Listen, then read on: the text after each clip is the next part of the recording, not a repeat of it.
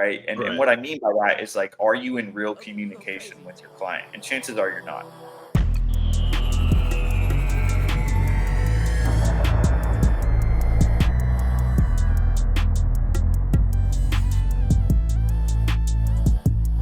Welcome back, everyone, to another episode of the Iron Sharpens Iron REI podcast. Today's episode is special because we're bringing on a powerhouse in sales who's been dominating for over 10 years, my good friend, Sean M. Jones. Sean has an incredible journey, excelling on both the retail and business-to-business side. He's spent part of his career working with the high-performance environment of Grant Cardone's Cardone Ventures, learning from one of the most elite sales organizations out there. Now, as he's diving into the world of real estate, wholesaling, and investing, Sean's sales experience seamlessly translates to the strategies we use in our business. Today, he's here to drop some sales gems that will elevate your game. Whether you're negotiating deals or closing with clients, this is the insight you need. Sean, welcome to the show. Hey, thank you for having me, guys. Appreciate you Welcome. inviting me on, and super happy to be here. Of course. So yeah, why don't you just introduce yourself a little further and tell the people how you got started in sales and how the journey brought you here today. Yeah, of course. First off, I just want to say I've never been introduced like that, so I appreciate it, man. I don't know if it was you that I like when I imagine that introduction. What I imagine is you, like in bed at night, just like thinking of all the qualities of me that you like within our friendship, and like writing it in a notepad. So like I don't know, I just appreciate you doing that. I don't appreciate. I don't think it was actually ChatGPT that did that for you. So I just want to say thank you for that intro. No, great question to start. Like really what got me involved in sales. What got me involved in sales, and I think this is what happens with a lot of salespeople, right? Is like you get caught in this world after high school or after college where you start having to like look at yourself and evaluate your life and like, where am I going to go? Where am I going to get income? Like, what's my next step going to be? And I think for me, like I had tried a bunch of different things. Like the food industry was there for a long time. I had done some tree work, so tree care, and I don't know if you guys know what that is, but like cutting down trees and stuff like that, which is like I did that for about a year, and like absolutely the hardest work I've ever done in my life. And so like after that job, like I really had to sit down, take an evaluation, like, hey, like I'm not in love with the tree care. Like I was working for one of the best people in the world in that business at the time, and I didn't like it, so it wasn't going to be my future, right? So I had to like ask myself some questions, like, what am I good at? I was like, well, I'm fairly good at talking to people. I do like that. I do like people in general. I'm good at maintaining relationships. Like, how can I get paid doing that? And the answer was easy, right? Like if you ask yourself those questions, like, and those are the answers that you get, like the obvious choice is sales. And so immediately what I did, because I like and enjoy having relationships, is I started asking my friends, like, hey, where's a sales gig? And funny enough, you know, the guy that gave me my first sales job, Justin, and I worked in cell phone sales, and I did cell phone sales for about 4.5 years. Now, just to kind of structure this, like, because I know a lot of people haven't been in sales, so you're saying like, why would that be any kind of importance? Well, like in cell phone sales for me specifically, like I really learned how to be a dog, like in cell phone sales, like a real freaking dog, man. Like I lived in California, in the Bay Area. And if you know anything about California, the Bay Area, you know that Apple headquarters is like not real far from that area, right? Well, me as a salesperson, I didn't get paid on selling apples. There's no money in that, right? So all these clients are prospective customers that walk in the store. I need to sell them on this, which is a Google Pixel, because that's how Sean gets paid. You know what I mean? So Or the like, LG G5.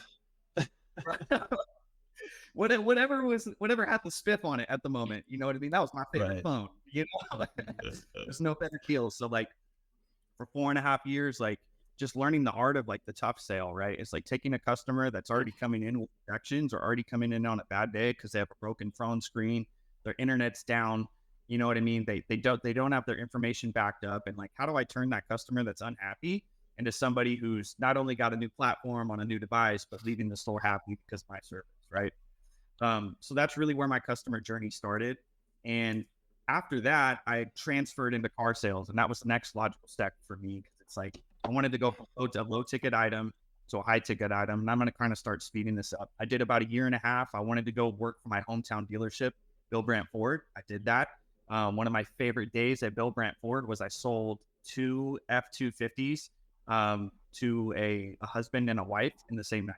So like, if you know anything about F-250s, you know that those are $100,000 trucks. So I sold $200,000 worth of trucks in one night. That was really, really cool. That's probably my favorite story from really from Bill Grant Ford. And then hopping on into Arizona, like helped some friends run some businesses, was involved with some social media management, was involved with the trading platform for Forex. I worked a little bit with you and Gerald on the wholesale real estate thing, the creative finance. So really was hopping around a little bit, and then landed at Grant Cardone and Cardone Ventures, which is where I would say like most really took off. Like it just like I'm not the same person that walked into that building at Cardone Ventures, almost a little less than a year ago. Just I'm a completely different human being. Like, and I think that's the one thing that I really took away from that job is just there's no price you can put on education, like for anything that you're doing. You know what I mean? Like when like that place is built on education. Like it's 100% built. I mean, on work ethic, you know what I mean, on morals, on values, but more importantly than all is like the education, right? So like we're role playing every single day, like we're studying every single day. And when I say every single day, like I mean it's like in the rules, right? Like if I don't show up to role play, I get written up. Role play is the first thing we do in the morning, right? And before I go to role play, I have to do 3 sections of Cardone U, right? So it's like, what are the first 2 things that we do in the morning? We train and then we go role play. So that's like, if you do that for a year, like on the other side of that year, you're going to look way different. And then we had a training at the end of the night too, which was an hour long. So it's like, there was just endless amounts of training and endless amounts of resources. And so, yeah, I think that's kind of a synopsis of my sales and my experience and kind of what brings me here. And I think why you guys invited me on. But yeah, that's what I got for you so far. How long was allotted to a day per day for role playing? Just curious. Yeah, of course. So what a typical morning looks like at Cardone Ventures, right, is you roll in, you have your morning meeting, right? And so that's like where the sales team is coming in, and what we do in that morning meeting is we're going to go over some wins from the day before. So people are going to raise their hand and be like, I sold a platform, or I sold a 10x 360, or I sold a people events essentials ticket. You know what I mean? Whatever it is, everybody's going to clap for 'em and cheer because we celebrate wins. So immediately after that, you're going to go into your team. So you had a closing team, a setting team, a ticket selling team, and you're going to go role play. So what that role play starts out as is when you get on a call, Gerald, Joe, like one of the first things you're going to hear right during the day is like, oh, you pick up the phone, right? You go ring, ring, ring. Hi, this is Joe. I'm calling from REI Investments, and they're going to go, oh, I don't have time for your call. Like that's the first thing you're going to hear from a client, right? So that's the first thing that we role play. So like in that specific incident, like what we call that is an RDR. So a reactionary defense response. Like they don't even mean what they're saying. You know what I mean? They're just like, it's a reaction that's just coming off of. So like the way that we handle a reactionary defense response is going to be what we call the AMA method. So you're going to acknowledge, motivate, ask, right? You're going to go, hey, that makes complete sense. Actually, if I was talking to a guy who had all the time in the world, I'd be talking to the wrong person. Now, let me ask you this. If we were able to give you the most money on your house that you were looking for by the end of this phone call, would you give me 5 minutes right now?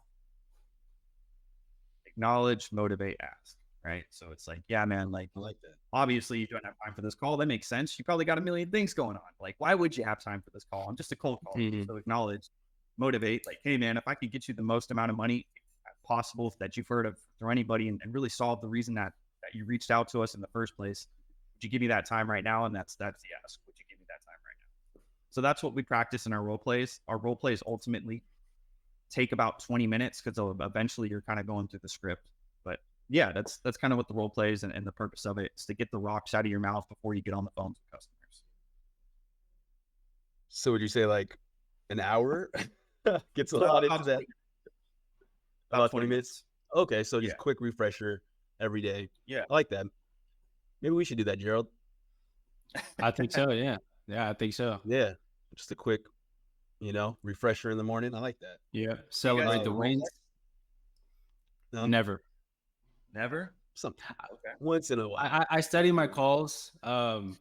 Yeah, there's no role playing when it comes to Joe. We like to call him the stallion without the saddle, if that makes sense. That's what Gerald likes to call me that. Yeah. We kind of just let him. Hey, he's doing his thing, but he's making his wins though. So but I was gonna ask you a question, Sean, which was if it's one universal sales technique that you can share with the audience, given the multiple industries that you've been in. I think you already shared it, right? Particularly with the upfront portion of a sales call or the cold call. Is there anything else that you'd like to share? I guess you already answered it, but is there anything else that pops up in your mind? Yeah, I think what you're asking right now is like, what's my number one piece of sales advice? At least that's what I'm hearing. But I think the number one piece of sales advice that I have is that like the quality of your conversations are determined by the quality of your questions. Like people on a sales call, like they ultimately don't care about you, which is okay. They're not. Why would they care about you, right? So like it's how do you build rapport on those calls? It's like by asking good quality questions.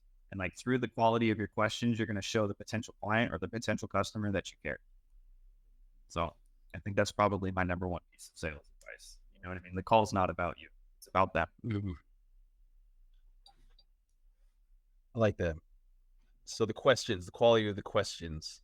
You want to do a mock call, a role play? See You what want me to the do process a is mock? like? Yeah, sure. We can do whatever you want. This is your let's podcast. go. I'm just here. I'm here to serve. Let's go. Whatever you guys need. Okay. I know. What are we selling? Real estate? I don't know. This is your hypothetical. We can sell. You can pretend to be a business owner. I could be calling from Cardone Ventures. Okay. Or would you rather do this real estate since this is a real estate podcast? How about my business is real estate? How about it's me and Gerald's literal business? We're netting $1 million current. I'm kidding, but just pretend we're netting $1 million a year, and you're here to sell the product that's going to make us 10x it. Got to show the cup. Selling the products to make you 10x. There it is. Yeah, absolutely. Okay. Yeah, let's do it. I'll give you a call. I'm gonna go ring, ring, ring, ring. Hello. Hi, is this Joe? Hello. Speaking. Who's this? Hey, Joe. This is Sean from Cardone Ventures. Good afternoon. What's up, Sean? Do we know each other? No, we don't. I'm giving you a call, Joe.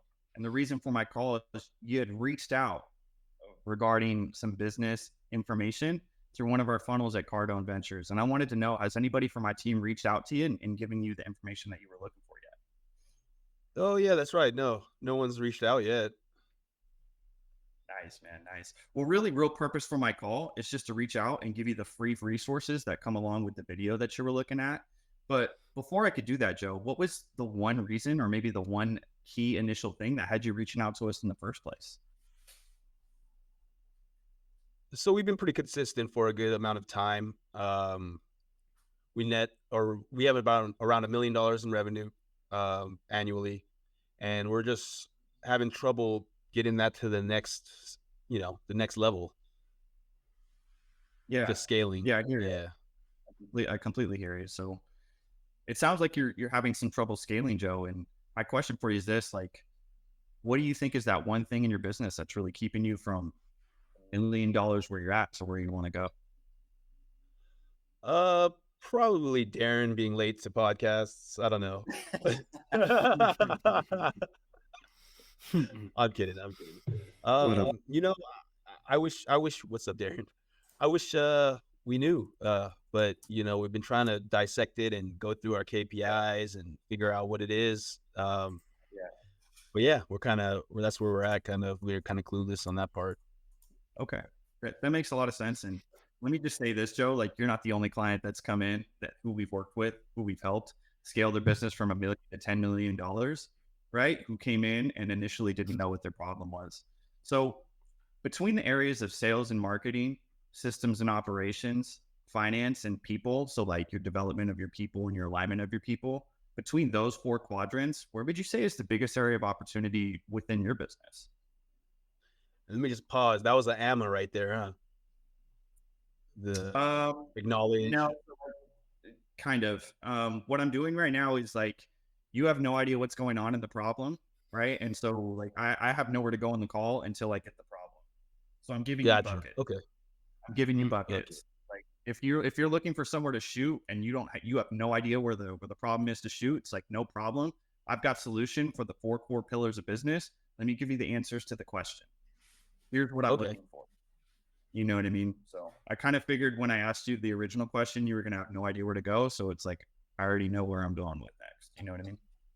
Okay. I love that. I love that. So the 4 pillars. Can you repeat the 4 pillars to me one more time?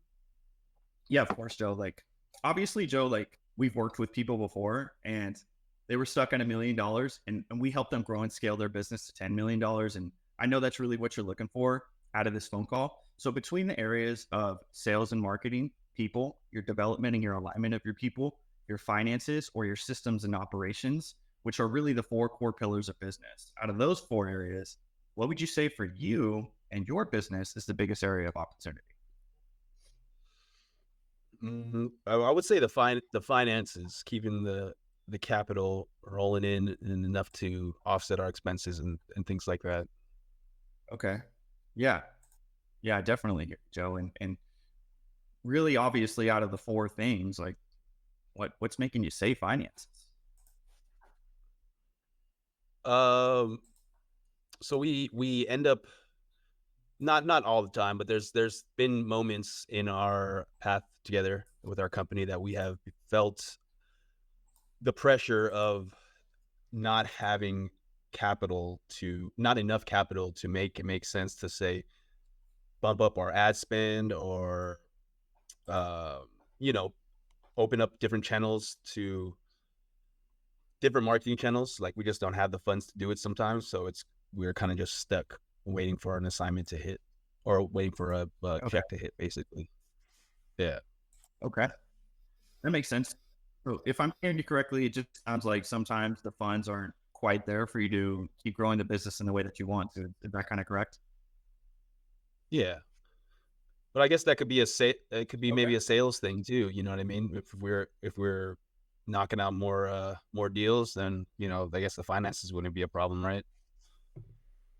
Yeah. Yeah. I mean, that's essentially what one of my next questions was going to be was, do you think that this is a financial problem or do you think that this is a sales and marketing problem? So we can keep going on this role play, but essentially what I'm going to do here, right, is like, I'm going to pin you down. Like what we're doing right now is we're trying to understand what your problem is, right? Your problem is now, right? Like, Right. but Right. I know that it's sales and marketing and you're aware that it's sales and marketing. It doesn't mean that I understand actually what's going on. Essentially what I'm doing right now is like, I'm going to start digging on your problem. I want to know how long it's been a problem. I want to know what's prevented you from solving it, right? I want to know what are the things that you've tried, like, and then I want to start digging in on the pain. So what are the effects of not solving the problem? Man, it sounds like you've been trying to get past this for the last 12 months. You've hired a marketing agency. You've tried to retrain your salespeople, and like ultimately not having the revenue has really prevented you from growing to that $3 million mark that you've been looking to get for. Like, I mean, what happens if you don't solve that problem? They're going to be like, well, shit, man, I guess my business is going to be We'll run dry. stuck. You know what I mean? Like, you're like, well, what are we going to do about that? You know what I mean? So what I'm doing is I'm creating the gap, right? There's Heaven Island where they want to be, and you have to establish that, and then there's Hell Island. And as they talk, it's probably this close to each other, but you need to make it here, right? So I'm widening the gap as I'm asking these questions. Widening the gap. Got you. And it's going to be just through quality questions, right? Because how long is it, Joe? How long has that been a problem? A few months, half a year, maybe. Half a year. Okay. What have you guys done so far to try and solve that issue of really honing in the revenue so you can take that business from where you're at to where you want to go? So we picked up more strategies Darren Okay. is a whiz at the novations and the installment agreements, which is a type of acquisition strategies that are and dispo strategies that are fairly new. Not novations, installment method is that's a strategy that's used in states that don't allow wholesaling. Okay. So those have definitely, added to the revenue in deals that are closing. Yeah. And we're all learning. We all learned it, and we're all implementing it. Beautiful, man. I mean, it sounds like you're well on your way to success, right? Because like you're trying and implementing new strategies. Like, let me ask you this, Joe. Like, on the other side of this problem, right? Like, let's say we're able to 10x your business and really 10x your revenue.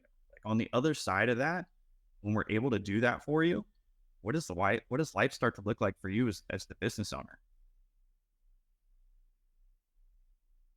Man, looks good. It looks better. Yeah. Yeah, man. And that's really where we want to take you. So, like, obviously, Joe, you got into business for a particular reason, and it wasn't to be here stuck, stressed out, not making more than the $1 million in revenue that you've been stuck at for the last 6 to 12 months. Like, when we do 10x your business and you do get to that goal that you've been telling me about on this call, like, what's the purpose of you getting into business, and what's the purpose of you wanting to create this freedom for yourself? Is it like so you can have more time with your family? Is it so you can just have more money in the bank? Like, what's really driving the need for change right now?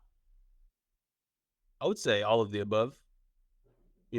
More money for the family, which will mean more time, and Yeah. buy our time back. Yeah. And when you get that time, what are you going to do with your family? And just live life, Yeah. experience. I haven't really put too much thought into it. That's a good Yeah. question, though. I mean, shoot, man, that's where we're going, right? So, like, what I'm doing right now is like selling is emotional, closing is logical.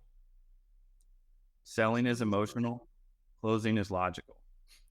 Like, I need him to be in a different place. I need to get him to start thinking differently, right? Because I'm not giving, like, when it comes to the end of that call, like, I need him to see the value of where we're going and the value of what I'm bringing, but I need him to start tying emotions, right?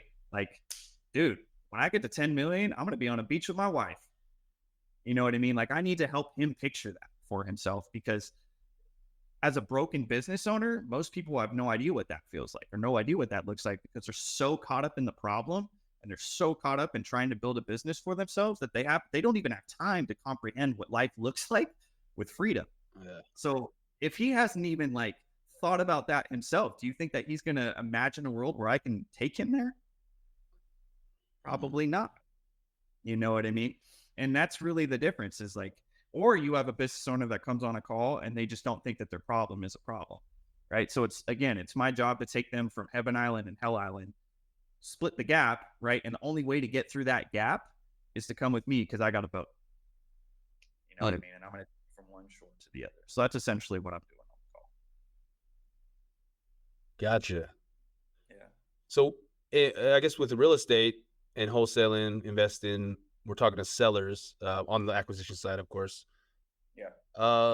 What if there is either no pain point, no motivation, or they're not expressing it to you, or not sharing that? What should somebody do in that situation? Yeah, one of two things is going on, right? Like, either there really is no pain and there's no way you can help them, in which case move on to the next customer. Like, not every business owner was someone that was good for our product, right? Like, they either were at $1 million and they had no ambition because business had beaten the shit out of them for 20 years. And so they're like, nah, bro, like, I don't want to grow. And if I did, like, it's going to ruin my life because I'm already so stressed at $1 million in revenue. So when I get to 10, life's going to suck. You know what I mean? They're too broken mentally. Or, you know what I mean? Maybe those people don't have a pain point on their house. You know what I mean? Maybe their payments are completely up to date and they just thought that they can get $200,000 over market value, right? So they're clicking around trying to funnel through some shit and just like, oh shit, if I can make an extra 200 grand that my house is worth, like, let's go find out.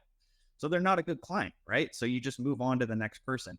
But really what you want to gauge in there is, are they bullshitting you, right? And what I mean by that is like, are you in real communication with your client? And chances are you're not, right? Because when you get on the call and you get on the greeting and you're on the phone with some random person, what's the first thing that you do? Do you just open up to that person? I don't, like, there's not one time that I'm like answering some call without, like, I might be hello, so it's like my responsibility as the person who's calling in the greeting is to put the buyer at ease, right? And like, how am I going to do that? Hey, this is Sean. I'm calling from REI Investments. Good afternoon. And then I just wait. They're going to be like, good afternoon. Reason for my call, I saw that you had reached out and I wanted to get you all the information that you were looking for as far as selling your home. Let me ask you this. What was the one reason that you reached out to us in the first place? You know what I mean? Like, you want to start getting in communication, and what's going to happen is like address what they want, right? Which is, why the fuck are you calling my phone? You know what I mean? And you could even throw in something like, hey, I'm really not here to waste any of your time. Call's going to be less than 5 minutes. Real reason for my call right now is I just wanted to see what made you reach out to our lead. And even if we're good to work with each other, like, can we both benefit each other, right? Like, what's that doing? Like, when I say, like, when I say, like, I want to just see if we're a good fit, if we can both benefit each other. So they know I'm not trying to screw them over. I'm not there to waste your time. Like, if you say something like that, that puts a buyer at ease, right? So it's like just little things. But in the greeting, that's what you're doing. Responsibility in the greeting is to get into communication and to put the buyer at ease. And if you don't do those things in the greeting, the rest of your call shit. Like, if you can't get a certain level buy-in from them where the buyer or the prospective client is giving you control in the beginning of the call, that call is not going to go anywhere. And that client will never close. Every step in the sales process builds on top of each other, right? So it's like, if I do a good greeting and then I get into the fact find and my fact find is dog shit, that means my presentation, we're not going to be in communication. But if I do a good greeting, a good fact find, and then I get into the presentation, they always say that, like, the beginning of the call is going to set up the end of your call, right? So if I do a great job at the fact find and a great job in the greeting, by the presentation and the close, that should be easy. Like, that should be the easy part of the job. But you have to establish communication in the beginning of the call.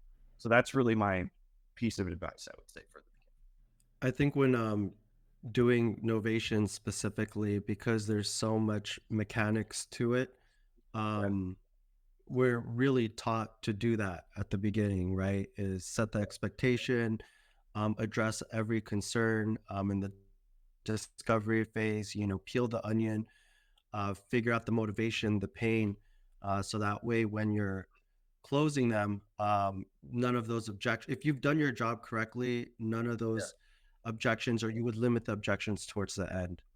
So to just build off with what you're saying. Zig Ziglar calls it blocking objections. That's some old school sales guy right there.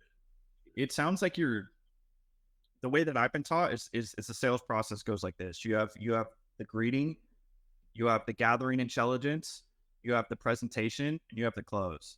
And so if you're in the gathering intelligence phase and you're presenting, then you're just out of court.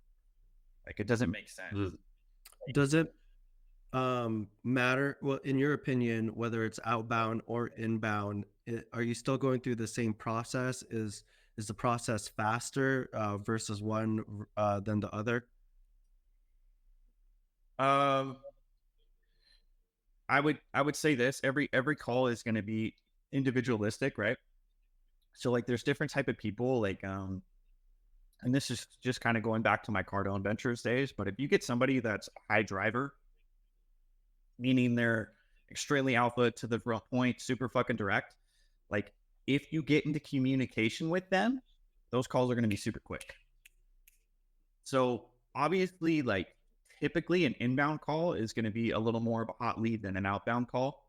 But I wouldn't say just because it's an inbound call, it's going to be necessarily quicker, because it might be a completely different type of person. If they're an analytical decision maker, it might be a longer inbound call. You know what I mean? Yeah, that's kind of what I said. Question: when you were with them, how long was each call, or was there a minimum that they had you stay on a call? Was there a sweet spot on how long you had to be on a call? Yeah, of course.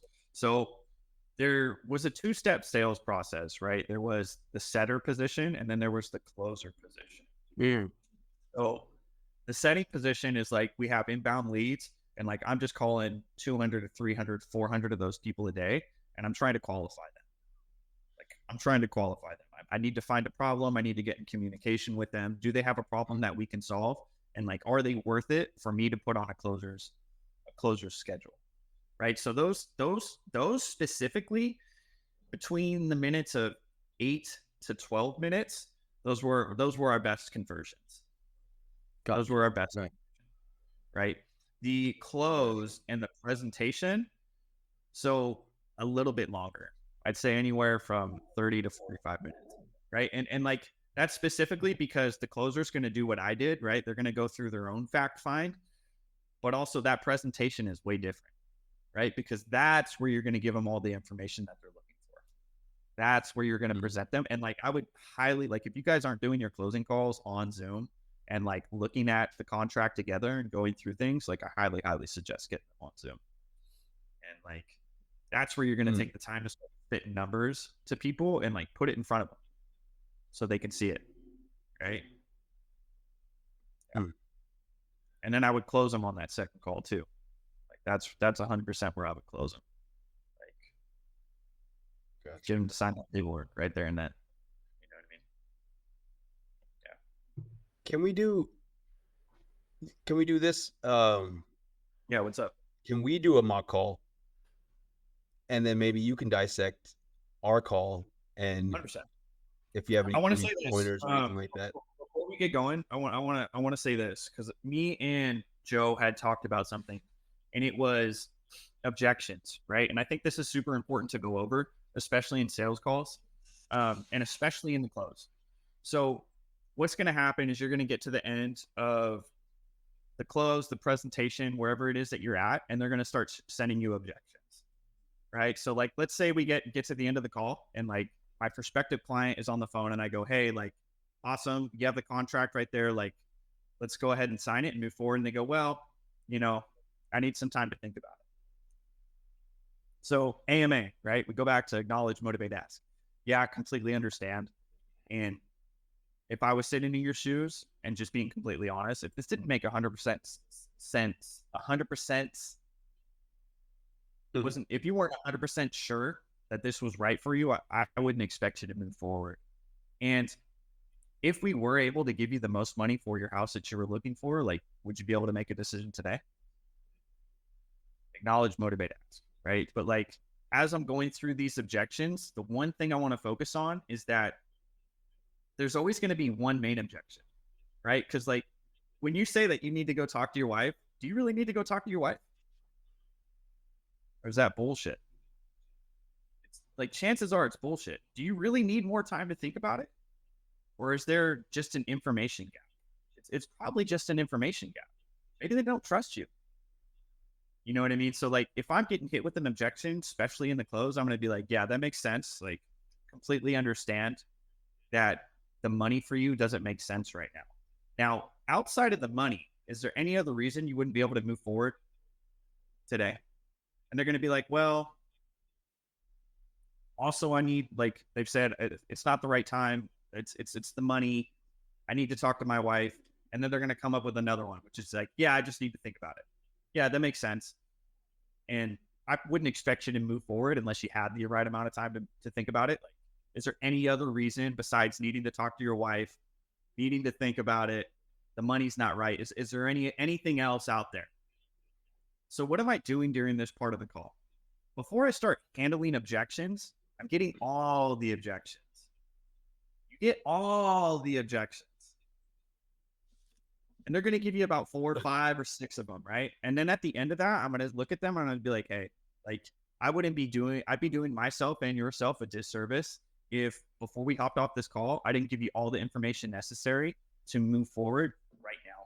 But in order for me to do that, if we could just be honest with each other for a second, out of those 6 things and those six objections that you just gave me, there really is probably just one that you're really concerned about. So like, what is it? And they're going to be like, well, the money's not right. You'd be like, okay, cool. Like, that makes a lot of sense. Now you're dealing with the main objection, right? What a lot of salespeople do is they deal with the wife objection, which is not the main objection. It's the supporting objection. They deal with the time objection, which is not the main objection, it's the supporting objection. And then they deal with the money objection. But you've just spent 30 minutes dealing with these two other objections. So by the time you get to the real objection, the client's done with the call because it's been an hour. Just check But out. if you just get all the objections up front, you'd be like, hey, man, can we just be honest with each other? Like, what's the one thing that if we solved right now, you'd be able to move forward? Oh, well, it's the money. Cool, man. Like, if I could make the money make sense for you right now on this call, would you be able to move forward? Yeah. Awesome. Let's make the money make sense. So that's kind of my my spiel on objections and what you do in the close there. But I'll let you guys do your role play, and I'm here to critique anything that you need me to. Sorry, I needed to go on that rant. No, that was great. That was great. Let's drop some gems in there. Gerald Seller, Darren Buyer. Joe, you could be the seller. Oh, I was like, okay. Oh, the seller. Are you guys on the acquisition side? You guys are trying to get me to sell? Because that's okay. Joe's the seller, Gerald's the buyer. All right, let's go. I didn't want to do a mock play. Darren, you got this, brother. You got this. Novations King. Let's go. Installment Novation Creative Finance King.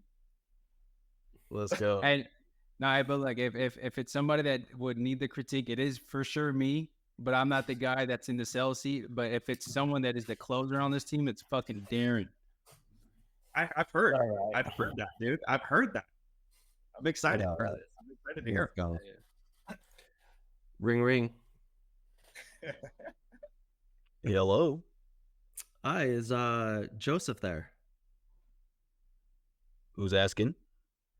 Hi, this is Darren with All Pro Home Solutions. You entered your property on our website on 123 Main Street. Are you still looking to sell?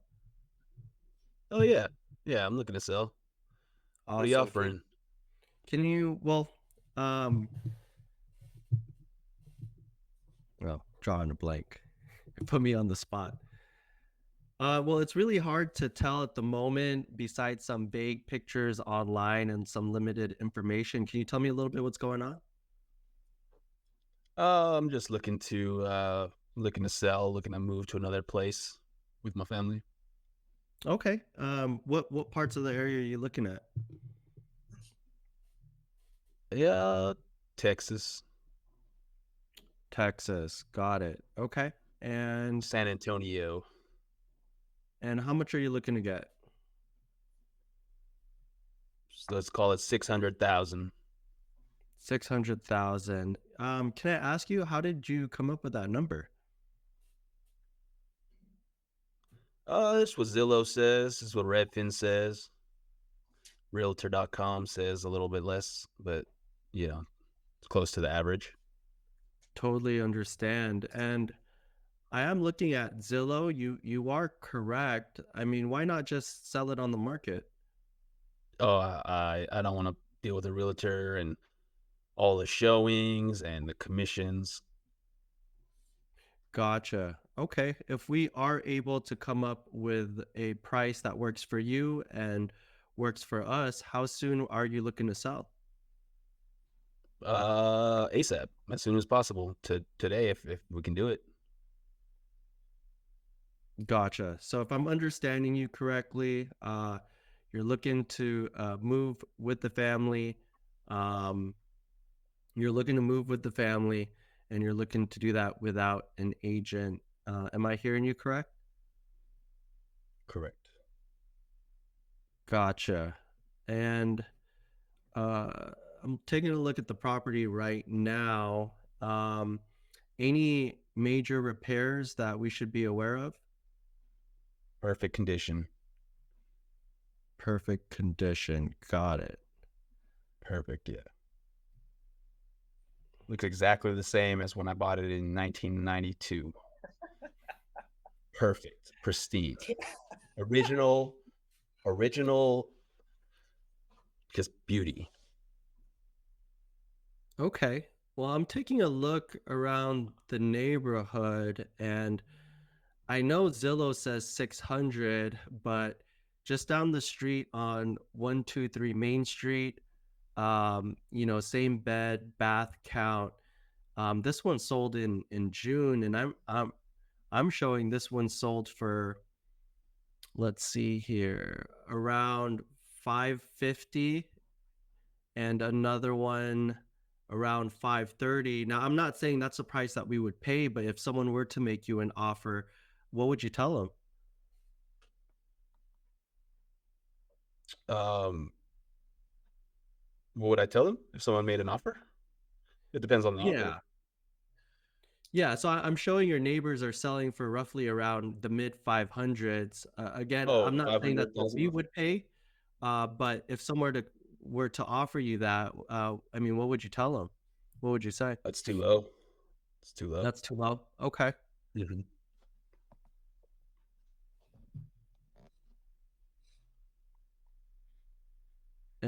Sorry, I'm trying to process right now. So at this point, I would be uh kind of not pushing back, but I would withdraw a little bit. At this point, I would think this would be well, in a normal call, I would find out what their monthly payment is, their PITI, and see if I can spin this as a as a creative finance. Um, but I'll move past that. So if you want 600,000, I do see one close, maybe 580, and after closing costs, commissions, I mean, you would net 530. But you're telling me that there's no way there even if we paid the closing costs, commissions, you wouldn't. Is there a number that would make sense for you? Something a little bit over 500. A little over 500. Gotcha. And then whenever I'm on a call, I'm still trying to navigate on how to go from the discovery, or I call it the discovery phase, and peeling the onion into the anchor phase. So I know I need to work on that. Yeah, no problem. I thought like for just hopping on here, like I thought you did like a fantastic job, bro. So like the critiques that are gonna come is like obviously only from my perspective, and like do with it. Take out my people that try and teach me. I always do this. I take what I can and I leave the rest. So like take what you can from these critiques, and if none of it makes sense, then don't take any of it, right? Like I think you did a really good job. What was Joe's reason for selling the home? His reason was to move the family. That's like the surface level excuse. Why does he want to move the family? See, that's where I didn't ask. Why is it important for him to move right now as opposed to 90 days from now? Yeah, see, you're correct. Why That's does he want to be in Texas? What does he like about Texas? Mm-hmm. Gotcha. Like you establish connection with people by the quality of your questions, and like it's not just the quality of your call, but it's like how deep did I go? Mm-hmm. Because what you're trying to do in this call is get your point across, but remember, he doesn't give a fuck about you. Why would he? He doesn't know you. He doesn't owe you that. Mm-hmm. You should give a fuck about him. Mm-hmm. This call is for him. Hey man, like, love that you want to move to Texas, bro. I've actually thought about moving there myself. Like, why is it important for you to go to Texas? Oh, well, my aunt lives in Texas. My kids are starting to get older. I need to get to a red state. California's kind of taking a shit. Wow, bro. Trust me, I get it. I lived in California before. That makes 100% sense. I actually moved to Arizona myself just to get out of a blue state. So, like, I totally get it, bro. But, like, why do you want to do that right now? Well, actually, like, my kids are 8 and 9, and, like, I really want to get them, like, before they start entering 6th grade in middle school where they can't, like, really go make friends again. I want to get them out of there before then. Yeah, man, totally hear you, totally understand. But, like, see how deep I'm going with questions? Mm-hmm. You know what I mean? I'd say that. As far as the objection, so, like, when you got caught on that objection, and I know this is brand new to you, like, remember the AMA. Acknowledge, motivate, ask. So what was your objection, Joe? It was the price was too low. Price is too low. hey man, Yeah. that makes sense. And if we're honest with each other, I wouldn't expect you to move forward unless price made sense for both you and for I.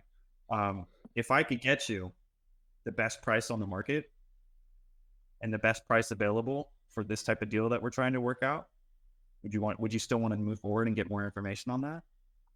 They're gonna be like, yeah, dude, awesome. Like that's how you handle it. You know what I mean? What's I got? Expand on DBM. I think the last point that I'll give you is like, do you feel like you were really in communication with him? Was he giving you honest answers? Or were they, how do you feel? No, I think he still had his guard up. Yeah. Yeah, Why? he still had his guard up. Yeah. Why? Going back to what we were talking about earlier, I didn't do enough on the discovery or finding exactly why he was moving. What was the motivation or pain there? Yeah. And you want to put him at ease in the greeting, right? Mhm. You want to put him at ease in the greeting.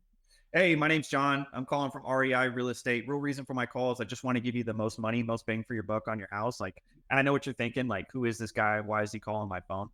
You know what I mean? So like, I completely understand, but a really real purpose for my call is I just want to see if we're a good fit for each other. Okay. Like, you understand why the fuck I'm calling. I've made a big claim, right? Like, we're the best in the business. I have confidence in myself. You know my name.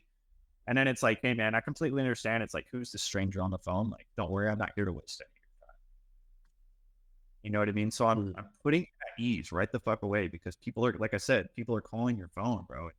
Like, I don't know who you are. And then you're asking me all these personal questions.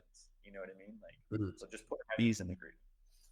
Other than that, bro, I think you did a really fantastic job. Like, and that's not me just saying that. Like, I think you're doing a fucking great job, bro. So Thank you. Appreciate you, Sean. Yeah. But yeah, I'm gonna definitely try to utilize the tips that you gave, and then just for the people who don't know you or that would like to get in contact with you, how will they find you? Yeah, great question. So my Instagram handle is going to be it's Sean M Jones. I think is my Instagram handle. Yeah, ITSSEAN M Jones on Instagram. That's going to be the number one way you can. I am on Twitter. My Twitter is Sean Jones _FF. My Facebook is just Sean Jones, but Instagram is going to be the best way to get a hold of me.